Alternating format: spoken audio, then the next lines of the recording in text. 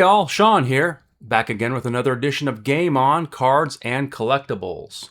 As Wimbledon draws to a close, it is championship weekend. Thought I'd have some tennis cards in the background that when I think of Wimbledon. These are the cards that I have that remind me of the great legacy of this tournament. Up here I have got a couple of amazing Topps royalty cards from 2024.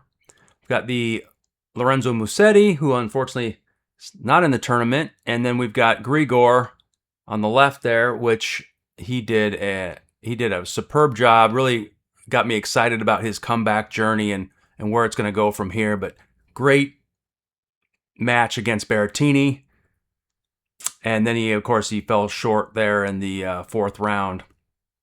But also card I picked up not too long ago on auction that I won. This card is from 1896. Lawn tennis, Italian. Very cool. My only 19th century card that I have, and I think I won it for around like $55, $60. So pretty cool to have a card of that age. You don't see a lot of tennis cards from that long ago. It was a lot different game back then. But when I think of Wimbledon, these are the cards that I have that kind of remind me of that, with the lawn and the green. Anyway, I digress. I'm here today to do a little bit of a PSA reveal. Since last year, I've really kind of gotten discouraged about PSA and the quality of their services. I always thought that they had an issue with being inconsistent with their grades, but I felt that I kind of hit my limit towards the end of last year. I've only sent in one order this year. I just basically wanted to get a few cards that I had for my PC graded, so I sent those in. I'd like to show those to you guys today. Appreciate y'all spending some time. I know your time is valuable, and I appreciate the support. So I've already looked at these. This is one of the few times I won't be doing a blind reveal. I already know the grades on these, and there was a reason why, because I received a PSA offer for the first time. They started doing PSA offers just about the end of summer, around this time last year. And at that point, I had already submitted and received an order back, and I haven't done one since until February, when I just sent in 4 cards. With these 4 cards that I sent in, they emailed me that I got an offer, and I only had 24 hours to take advantage of that offer. If you're not familiar, PSA will, on certain cards, they have authorized customers or clients that they will do offers for on behalf of. So when PSA does an offer, they'll send you a sale offer that they'll buy it from you.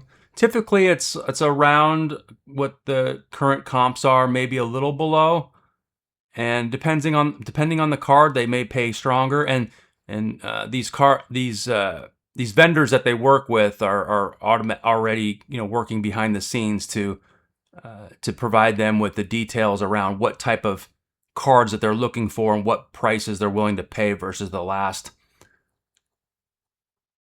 sale, the last few sales, and it's some sort of algorithm that they do. Anyway, so I got an offer for one of my cards. I'll throw it on the screen here now.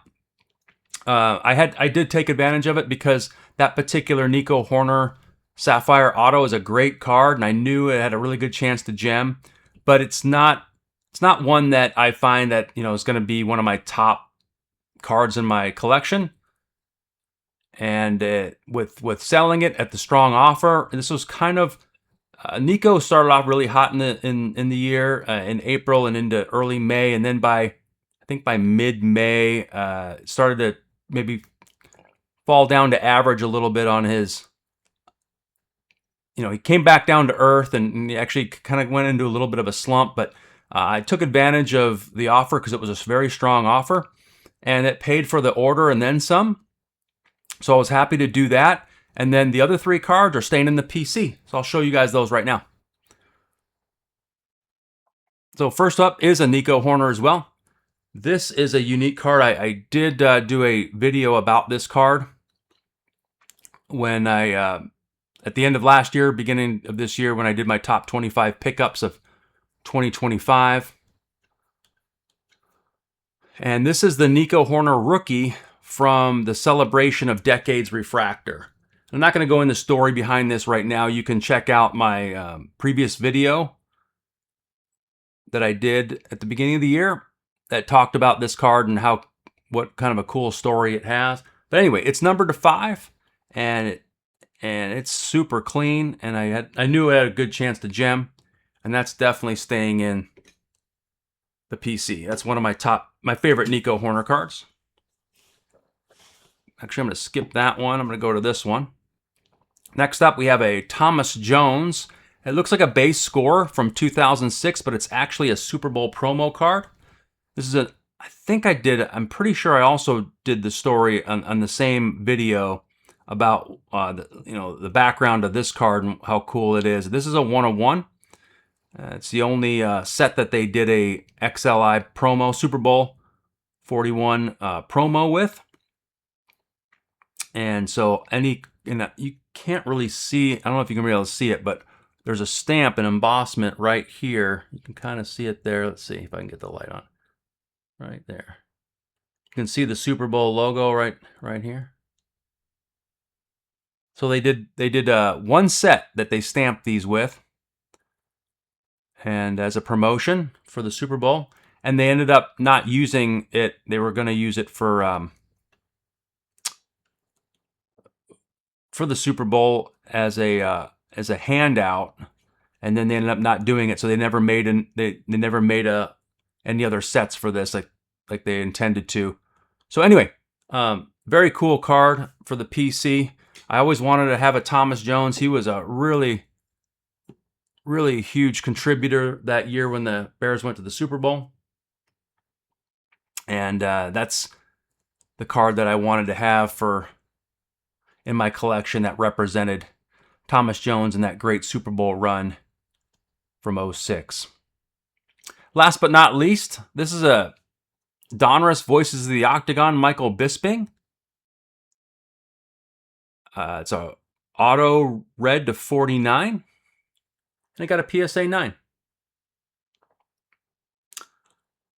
So we got an 8, 9, and 10. And then, of course, the Nico that I sold back to PSA and their affiliates.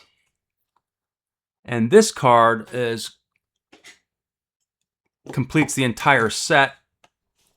I'm actually going to move these out of the way so you guys can see the entire set here.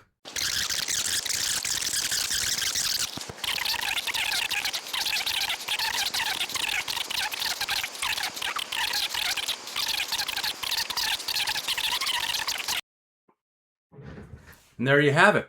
That is the entire collection. Now, one of these cards does look a little bit different. This Michael Bisping, Voices of the Octagon, was from the original Donruss set, where these others are from the Donruss Optic set. For some reason, and I don't know why, they did not put a Bisping in the later released Donruss Optic set. All red, numbered to 99 with the exception of the Bisping, which is considered a different foil parallel. It's a red, but it's numbered to 49. And that completes the collection. I'm finally glad to have them all slabbed up with PSA. I figured the red was a great way to collect them because you do have the color match with the label from PSA. So that should do it for today. Appreciate everyone spending some time, and we will see you back here real soon. Take care, everybody.